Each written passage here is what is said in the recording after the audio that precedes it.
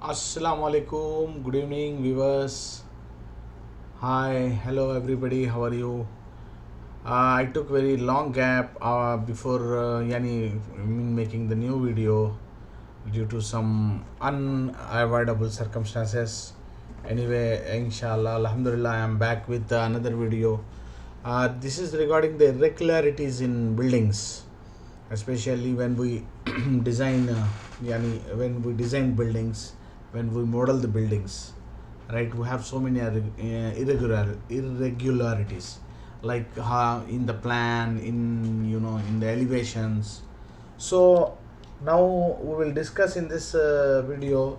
We will discuss that how to overcome and how to take care of these irregularities in the buildings, so that to avoid catastrophical failures in the buildings.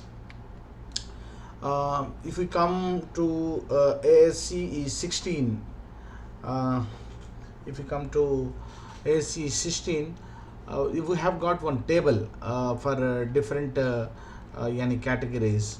First of all, now we have various type of analytical procedures for designing the buildings, like we have this linear analysis, non-linear analysis, and also the time history analysis. So if you see carefully this table, we have seismic design categories like B, C, all the structures in the BC categories. We can use equivalent lateral force procedure and modal response spectrum analysis, linear response history analysis, and also non-linear response history procedures. Whereas in category seismic category D, E, F, especially for the buildings which are having risk category 1 or 2, and those which are not exceeding 2 stories, we can use all these procedures. Inshallah, in the coming slides, we will see what are these procedures. And structures with no structural irregularities and not exceeding 48.8 meters. Okay, so if we see this table carefully, that almost 48 meters, 48 divided by 3, around 16-story building. Okay, 16-story building, we can have this static analysis indirectly. Whereas if we are increasing, number of stories are increasing, more than 16, there you need this, you cannot do the static analysis, where you have to do either modal response spectrum analysis and non-linear response history analysis. See, equivalent lateral force procedure. Here, what how we consider is, we assume here that the force at each level is concentrated at one point, and which varies as in the vertical direction. Okay, which, and it is distributed. It is distributed as per some factor which has been given here. You can see the factor WIHI divided by sigma of WJHI, and it is distributed all along the vertical floors, and this is called the static method. You can even call it as a static method, where your seismic base shear, after finding the seismic base shear, this is it distributes vertically over the height of the structure. Okay, and also, and it distributes the total shear force horizontally across the width of the structure. See, when you see this seismic analysis, we have got so many type of analysis which we can do. When you come to static, in static also you have linear, non-linear. Till your force is directly proportional to your displacement, it is called linear, right? And once this graph doesn't go straight, if it is beyond the Hooke's law, it will come a non-linear, where you have to where you have to use pushover analysis. Okay, for the linear part only you can use this equivalent lateral force method. Whereas when you come for the dynamic analysis, there also you have linear and non-linear, and response spectrum method and linear time history analysis will be are the linear linear analysis, and for the non-linear analysis, it is time history and incremental dynamic analysis. Inshallah, in the future we will read more about this all the structure, all these analysis procedures.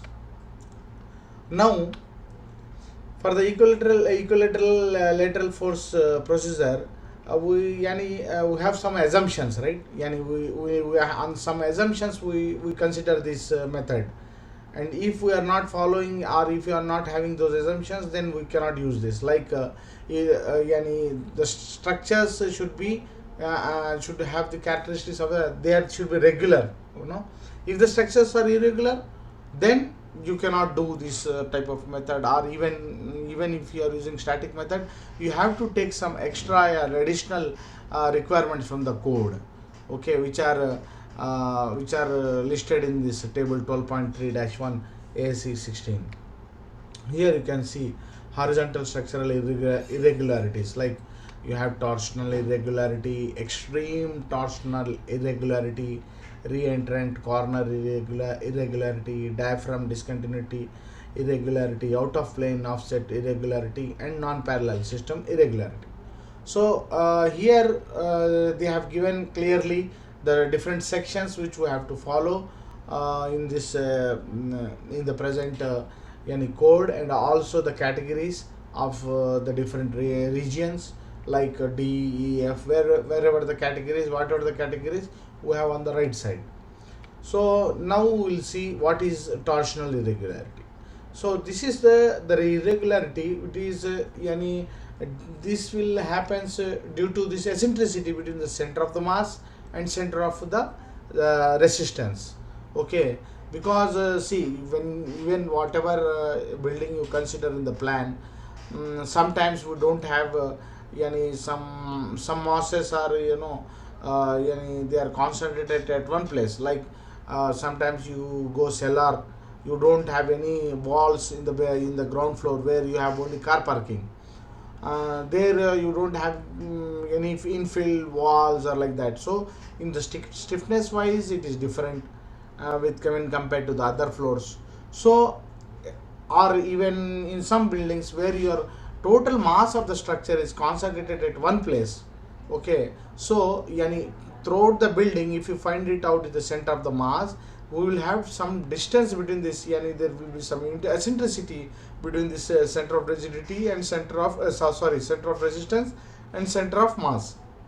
Due to this, you will get the torsional irregularity. So you can see here in the plan, and you can see torsional irregularity. When when it should be considered, when the when the Storey 1 minute well, torsional irregularity should be considered when your Storey drift of one end of the structure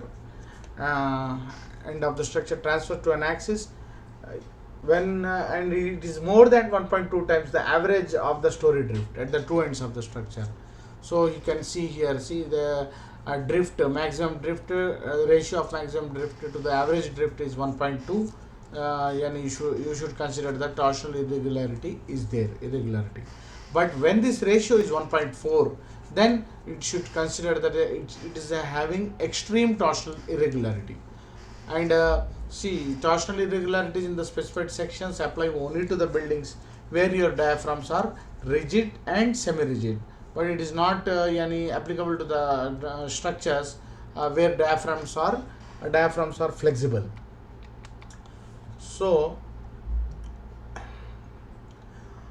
this is the extreme torsional irregularity. When you see the difference between the center of the mass and the center of the resistance, and also the the average, the ratio between the maximum drift to the average drift is more than 1.4, you should consider that it is a extreme torsional irregularity. So we have to consider the solution, we have to consider the action to control this extreme torsional irregularity, that we will discuss in the coming slides.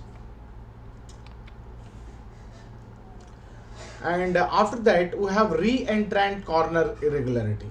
You can see here this the ratio between the offset in one direction to the total length, if it is more than 15%, even in either direction, then you should consider a reentrant corner irregularity. And after that, diaphragm discontinuity irregularity, where you have large openings in the floors, large openings in the walls. So if these areas are more than 50% of the floor area, then you should think that there's a diaphragm discontinuity of irregularity is there. So accordingly you have to consider the remedial measures to strengthen, yani you have to think about the methods to strengthen this remaining slab all around this opening. After that, out of plane offset irregularity we have. So here you can see here this in the figure, we have you can think that it as a transverse wall, yani in the first floor your wall is resting on your slab, so you are having here out of plane offset irregularity. And non-parallel system irregularity, where sometimes you take walls in the different directions. That's why see, whenever we design any buildings, okay, it's not in our control that wherever we take the wall, wherever we are taking the openings. That's why we should control all these things to control these irregularities in the structures, which gives a torsion, extra torsion to the members, like the columns, beams, all will be subjected, even slabs, torsional effects. And then you will get the cracks in the concrete structure. So now we will talk about the solutions. Actually today I was going through some literature on the net for preventing this yani for reinforcing our structure against this irregularities. So I got one Turkish paper. There they have clearly written solutions. So one of the solution is you have to make your structure very simple. You should not you should not have any very only aesthetic concepts, aesthetic issues. So some architects, when they design the buildings, they should also consider this thing, that whatever the cantilevers they cannot keep, whatever the cantilever spans, so they have to make their structure as a simple and even compact. Now after that, the distance between the gravity and the rigidity center should be minimized. And even you have to maintain the symmetry in either directions, because sometimes people just come up, they will come up to you, okay, I want L shaped building. They come up, I want W shaped building, I want a T shaped building. Okay, but you see the area where you are constructing your building, is a seismic prone or not. If it is a seismic prone, you have a special you need to consider the special techniques to control this transfer of the forces, and to control this torsion, and to control this irregularity. Like you can see here, in the both there are different parts of the building which are not interconnected. So, and even solutions what we have, you should have this infilled walls. So you have to you should have infill walls at symmetrical. Wherever you give the walls, you should give it symmetrical in the plan, or even in vertically. And here you see the two blocks, like in the L shaped block, in the when if you want to combine these blocks, okay, rather than giving this corner, you can you can soften this corner, because for transfer of forces, you have to give it a path, so that your force, so that your moment will carry from one element to the another element.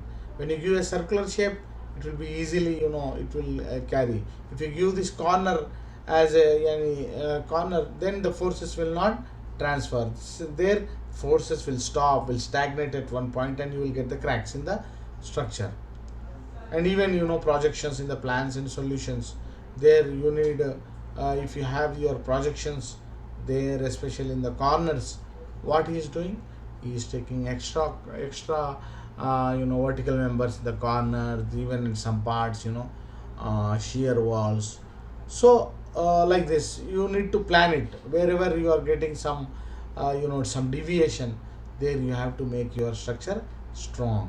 That it's not like that architecture has told us, then we will do as per that. No, structural engineer has to apply his mind. He has to consider all these aspects. And now there are irregularities in vertical directions also, which because till now we were reading about this irregularities in the walls.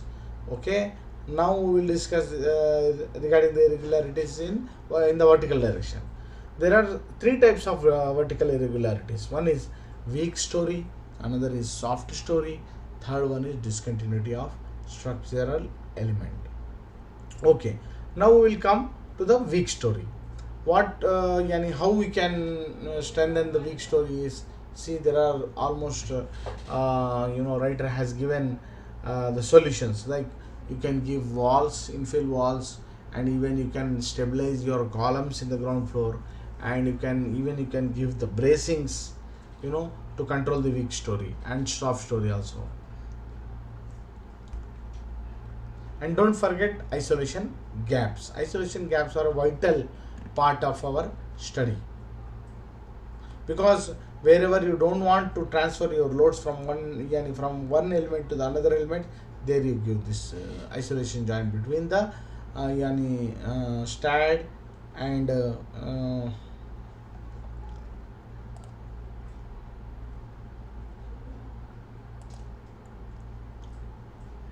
these are the solutions which we have given. See, in the second, in the B, where we have increased the cross sections of the columns.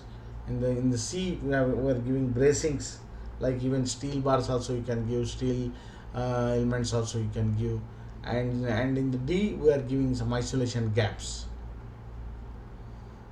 And see, this is another example for the soft story, like we are having this plastic hinges in the columns and plastic hinges in the beams.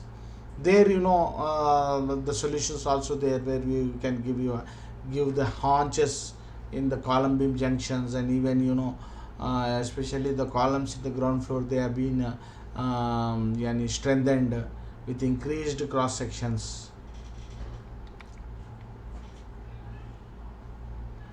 Now, formation of short columns and solutions.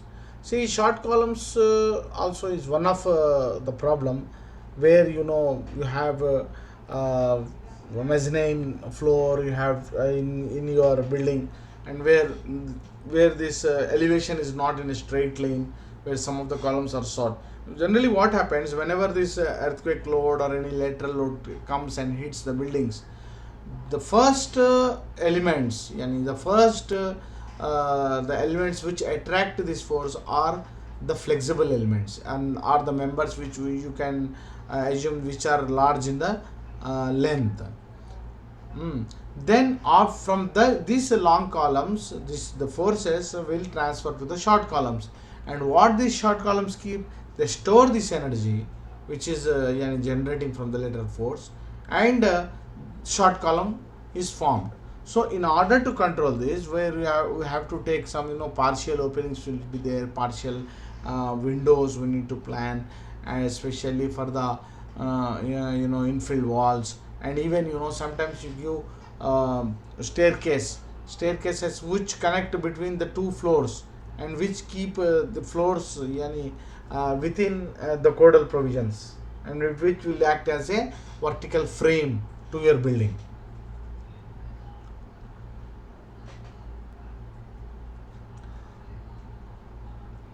That's it, friends. These are the topics which the irregularity in the either in the vertical direction or in the horizontal direction. You need to take it as a seriously, and proper remedial measures you should adopt to control the drifts coming into the buildings due to these irregularities. Okay, Assalamu alaikum wa rahmatullahi wa barakatuh.